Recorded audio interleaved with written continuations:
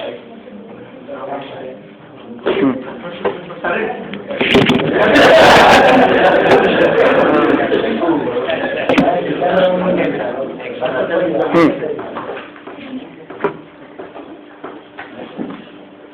last few sessions, we are discussing a theme wherein we are trying to transform a sequence which is a function of a discrete variable into a function of a continuous variable. Discrete variable is n, which is taking values now from minus infinity to infinity, but only integer values. And for every n, there is an associated x of n. X of n can take any value. We have also said that x of n can take a two-dimensional value, not necessarily one-dimensional. N is an integer which is taking integer values from minus infinity to infinity. For every n, there is associated x of n, which may either be a deterministic function or random function, which may take a two-dimensional value. Then x of n, which is a discrete sequence of n, or discrete function of n and a sequence, is now transformed into a continuous function of another continuous variable y. What exactly this transformation means, it will take some time for you to interpret and correlate. But we are trying to have a systematic development of this transform itself. So as regards to transform, there is no confusion. So what we are trying, y itself is a two-dimensional variable. Keep it in mind. Y itself is a two-dimensional variable. Y is a complex number. Y is a complex number which can occupy any position in 2D plane. So also x of y. So it is not possible for you to plot x of y over y in a single graph. Why? Because it then will become a four-dimensional graph. Are you getting me? It will not be possible for you to plot a graph of x of y versus y, because it will then be a 4D graph. But you can plot the real part and imaginary part separately, or magnitude and phase separately in that fashion.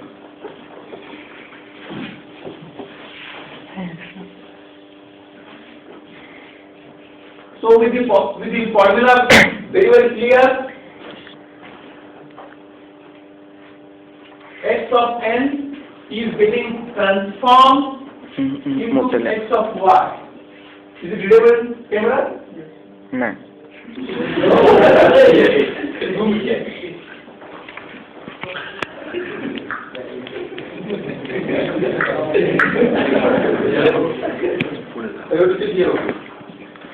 Teacher हाँ दिसते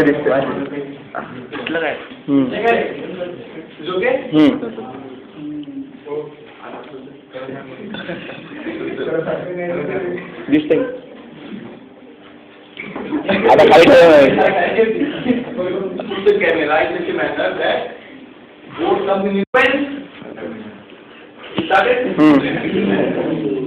in a sequence, it can be said to be a function of a discrete variable n, is now transformed into a function of a continuous variable y.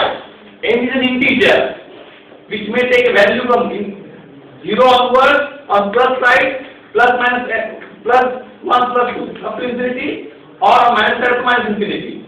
X of n is a two-dimensional number or a complex number.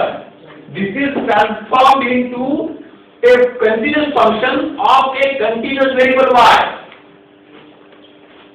So, and the transformation formula is like this: x of y is equal to n equal to minus infinity to infinity, x of n y raised to minus n, y raised to minus n. So, we are trying to establish a relationship. Means we have got xn. Xn is represented in multiple forms.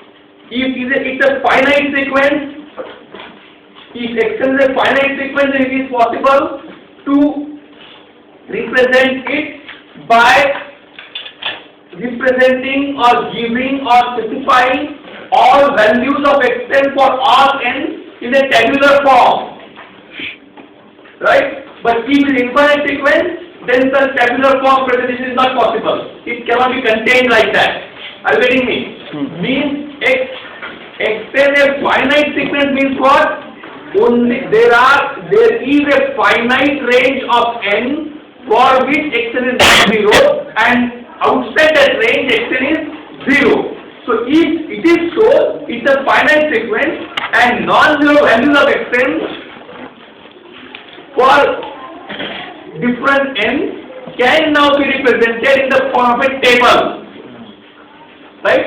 Or in the form of a bracket with putting arrow for 0 and on the other side, both sides. But if xn is an infinite sequence, in that situation, its tabular form representation is not possible. In such a situation, a compact form representation of xn becomes possible if and only if xn is a deterministic sequence, or xn can be given by a formula containing finite number of coefficients. Means it can be a polynomial, n raised to something into some constant plus n raised to some other thing, some constant, like that. If it's a finite function, in that case, even if there is no relationship, by using finite number of values itself, you can represent it. So we have two options of representation of xn, either a tabular representation or a formulaic representation. Formulaic representation can cover xn for a finite range as well as for an infinite range, whereas tabular representation is possible only for finite range. Is he writing a table of xn? I thought that you have put n and xn and creating the sequence xn. I've already stated that the recording is to supplement the classroom listening and not substitute for the same.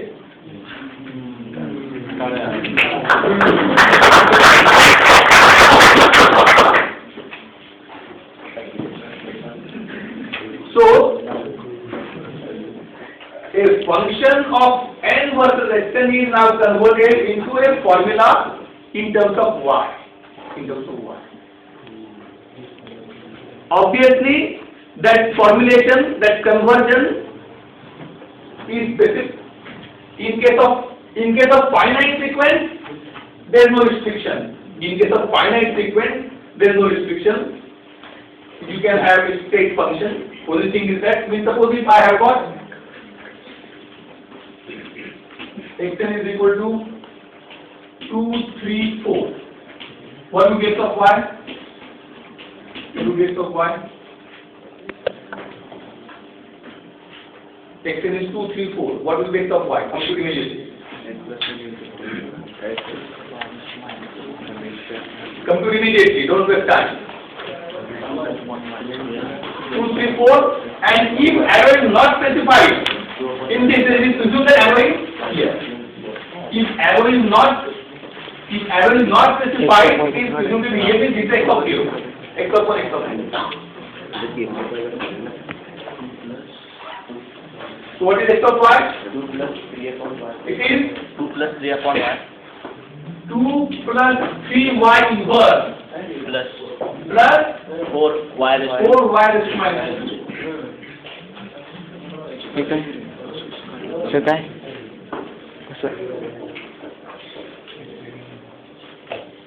Xn y raised to minus n. So there are only 3 non-zero terms.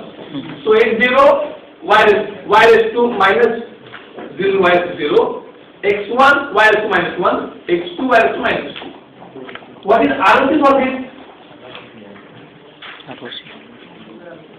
For every y, it would be alright. Whether this will give the unique formulation for every y, whether this would be a finite one for every y. Do you want to specify some restriction on y in which only it will be valid? What is that? Why not equal to y not equal to 0.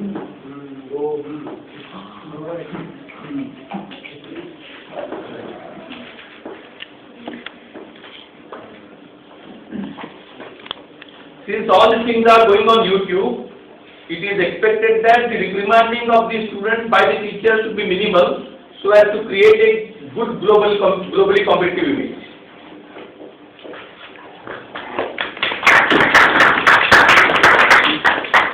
So for y other than 0, it is conversion. So region of conversion is every entire del plane except y equal to 0. Entire y plane except y equal to 0. Region of conversion is entire y plane, entire 2D plane except y equal to 0. Now we take same example but just a small difference.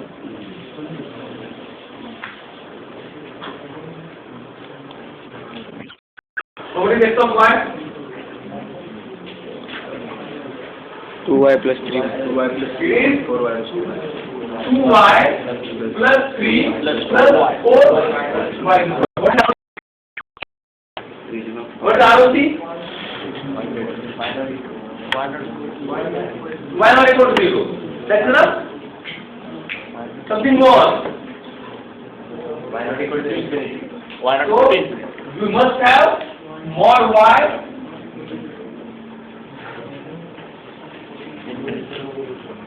so everything except 0 and infinity is region of conversion.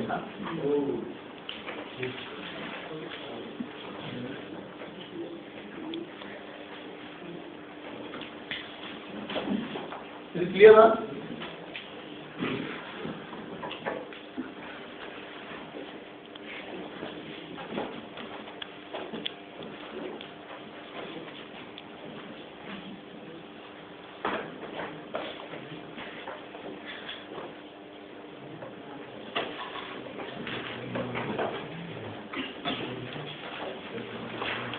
So now we have concluded that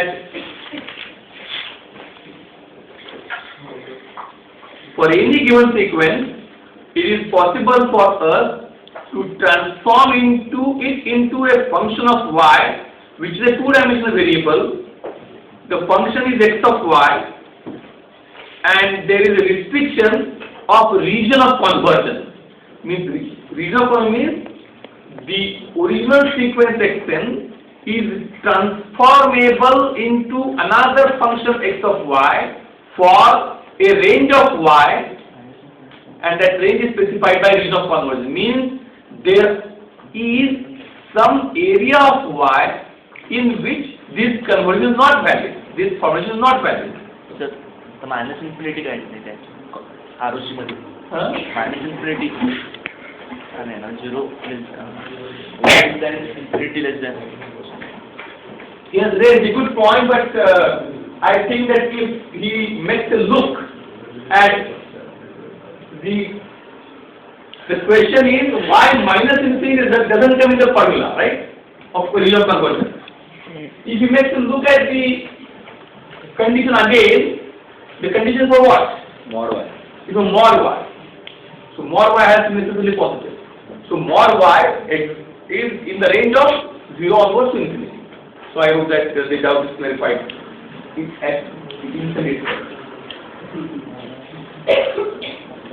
So the region of convergence is the area in which that formulation is restricted. So we are now able to transform x of n as a function of a integer variable n into x of y as a function of continuous variable y. N was an integer variable and x of n takes a two-dimensional value.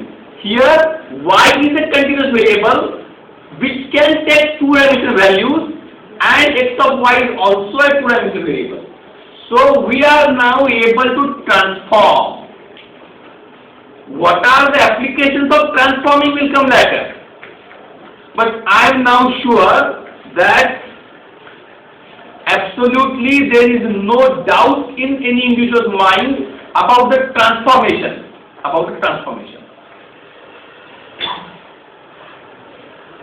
Now the question is whether the transformation is invertible. Whether the transformation is invertible. It is a simple question. The transformation is invertible, and if so, how can we invert it? If so, how can we invert it?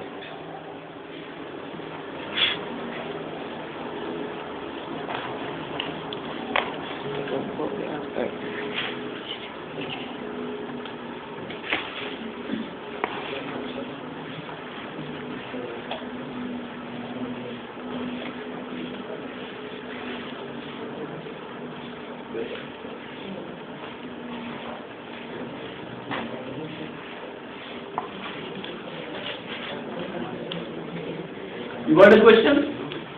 How do we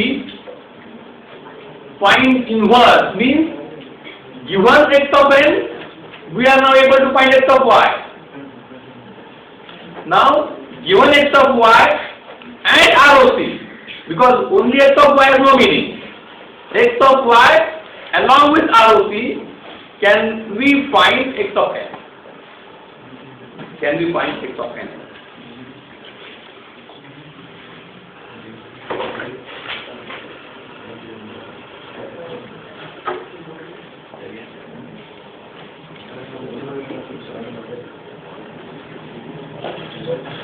Actually, this is a somewhat complex procedure.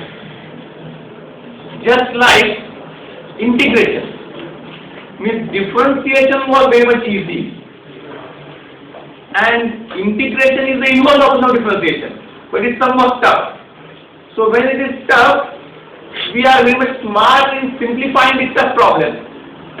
How? That what is the simple way of finding integration? I am sure that there are many students who neither know derivative nor know integration. There are very few who know derivative as well as integration with the same command. But I am also sure that there exists a sizable group of students who are very much comfortable with derivative, but not that way comfortable with integration.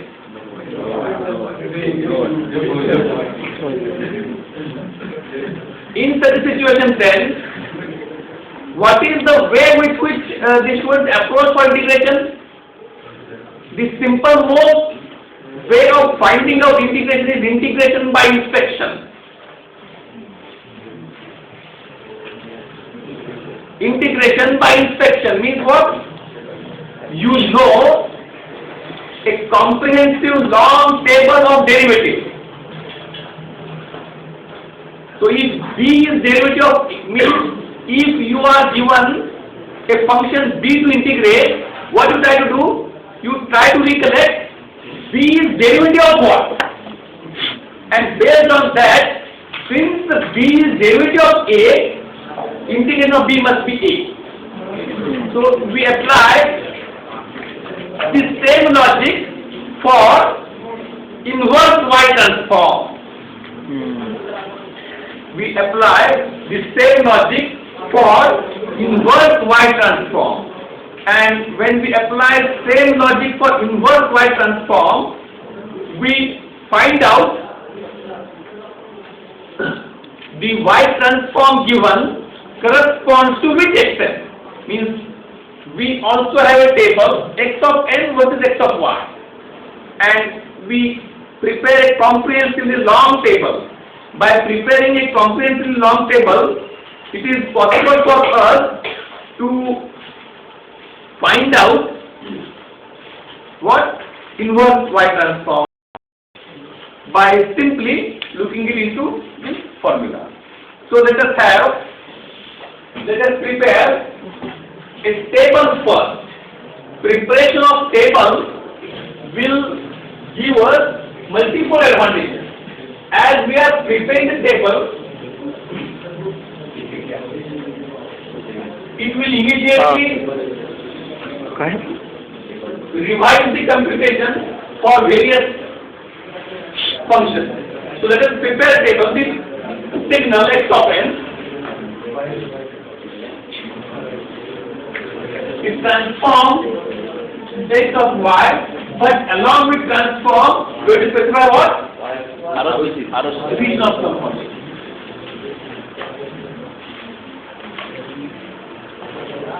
And obviously on the left hand side is one more column, ह्याच्यासाठी कुठलं होतं that is serial number. Nickel 1.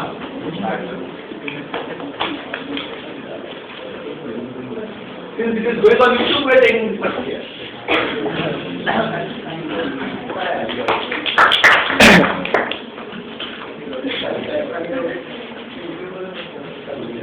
Now find out. I write the inputs first and expect you to transform.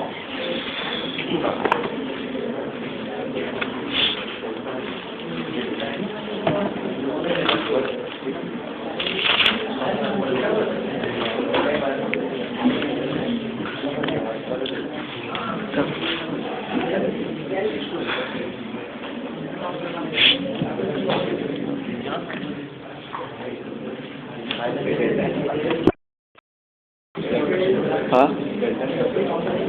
Simple सम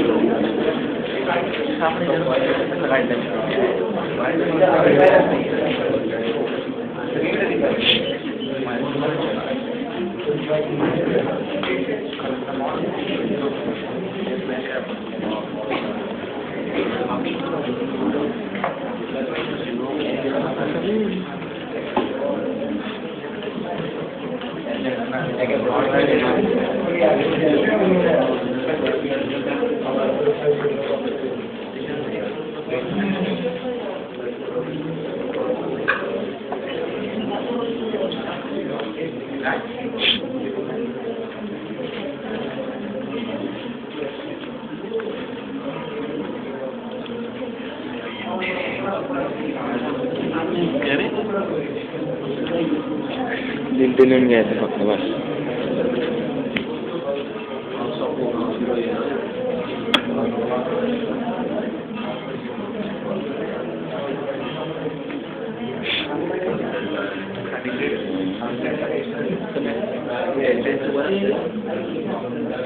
आणि आरोसी 0 mod y greater equal to 0 greater equal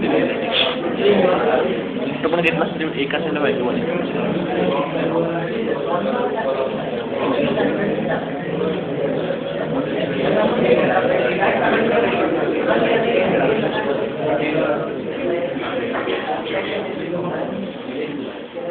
So we have got enough long list of finding out transformation, and you will choose the sequence randomly to find the transform. So row number wise you can divide. Number 1 yes ma'am or roll number divided by modulo 12 would be the problem to be tackled upon. So row number 1, 13 would be very much, they should be very much sad because they are not getting enough challenge to tackle. And then in order to make the challenge to tackle, immediately the problem, they should start with the immediate next problem. So be quick.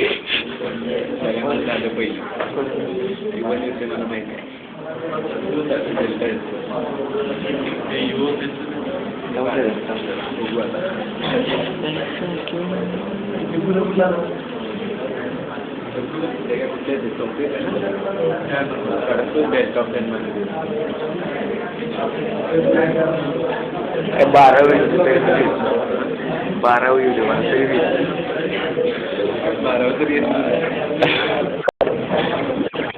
आलं मला नाही दिसतंय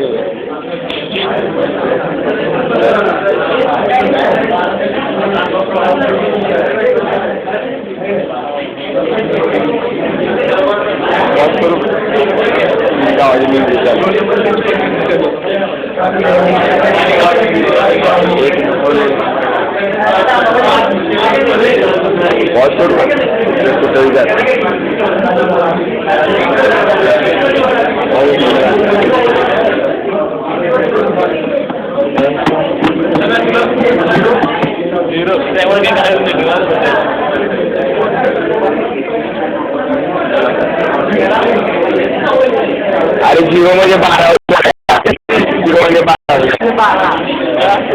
म्हणजे 12 बाकी कसं अरे बरोबर आहे 0 बाकी राहते 0 म्हणजे 12 म्हणजे 13 पाहिजे मला next minute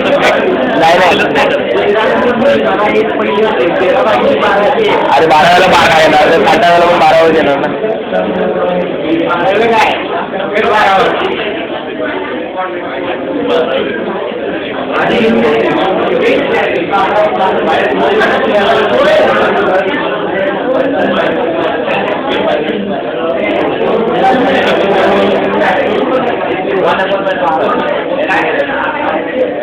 So what do you got? Number one group.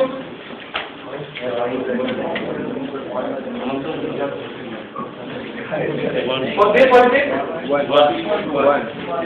कसं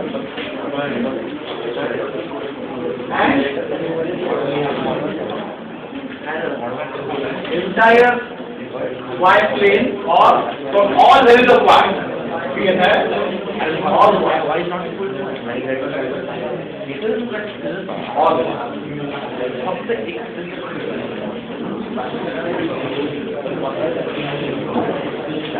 obviously you also observe that the y trans it will be telling the problem of y transform that it is linear.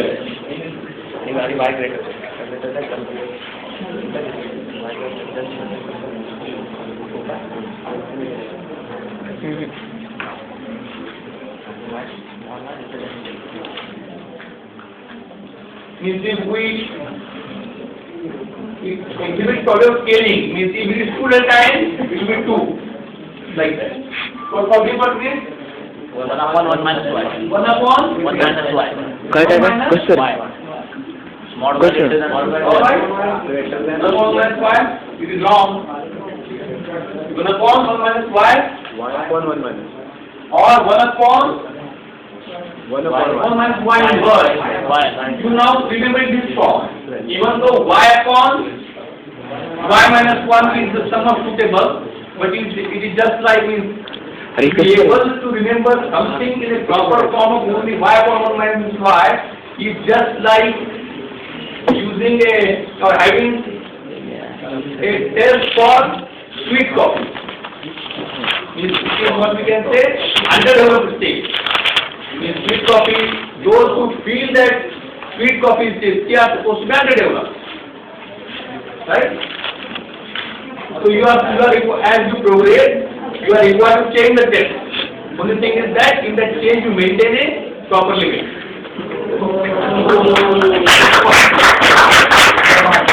So here, even though we are more comfortable in y upon y minus 1, it's better that we should come out of comfort zone and be familiar with the exponent of y inverse. 1 upon 1 minus y inverse. And what is the ROC? ROC is mod y greater than 1. The next here, 1 upon what it is? For this, same ROC, same y transform is there. 1 upon 1 minus y inverse, but the ROC is more y less than 1. ROC is more y less than 1. Yes? IP मध्ये GPचा समेशनचा formula Next what? No. Next. delta n minus m. What it is? Delayed. What is the answer? I am not aware what is delta n minus m. What is y transform? Not 1. Delta n minus n is 1 for n equal to m. 1 upon y raised to n. 1 into Y raised to 1 upon y raised to n. 1 upon y raised to M. m or y raised to minus m. As I have said that you must come out of the comfort zone. Y raised to minus m. And what is ROC now? I want the proper answer from you. What is ROC? What is ROC? Not all y. Not all y. All y except Why not equal to y. Not equal to No, not immediately true.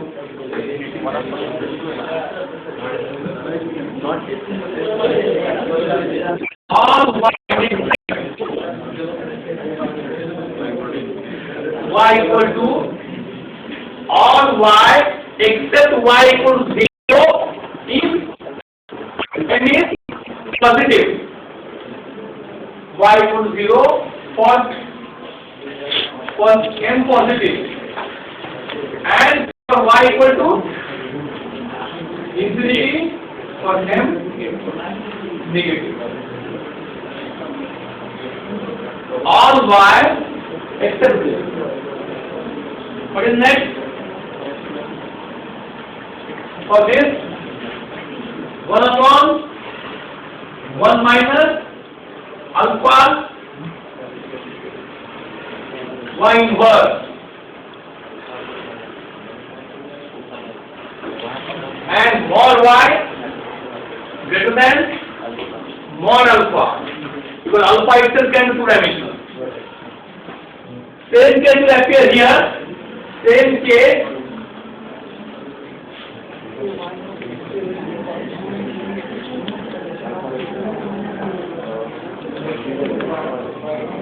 Same case will appear here. For this, same case except mod y less than mod alpha. Now what is this? Next one. N alpha raised to n un.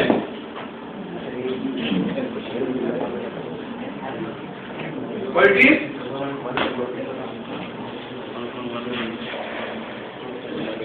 What it is?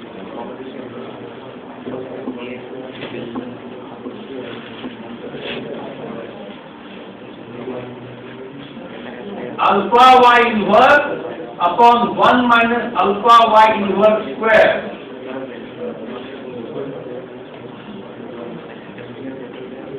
You will find it out.